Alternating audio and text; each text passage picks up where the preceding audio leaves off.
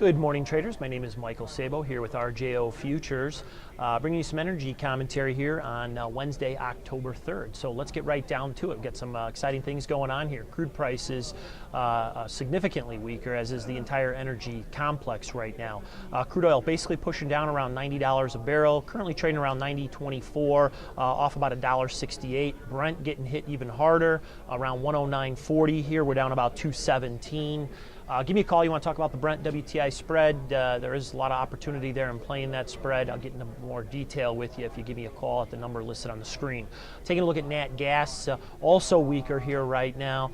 We're down about 9 to 10 cents, trading around 343.40, and the complex significantly weaker. RBOB down over 8 cents at around 278.90. Heat's off over 4 cents at around 308.50. So what's really going on here? Why are these energy prices coming under such pressure here right now? Well, first of all, we did get some weak data out of China, out of Europe, and also Australia. So literally looking at the global picture, once again, weak data, and this plays into something that I've been repeating in a lot of these posts here, is that, the demand, the expectation for demand here in the very near future remains very questionable.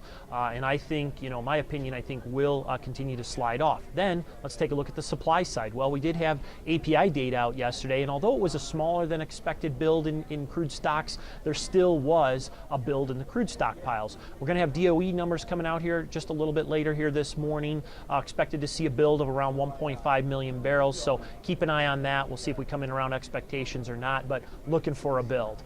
You take a look then, the things that we've got going on here, in our own equities markets this morning. We are seeing a weaker attitude there, kind of a risk off, it seems to be. You look at the dollar stronger here, so obviously with crude being priced in dollars here, that's also helping here to weaken a lot of commodities here in general. The technicals, take a look at, I mentioned here yesterday's post, watch for this double topping action that we kind of saw after we saw the big slide off. The market kind of come up, came back down, kind of came back up a little bit.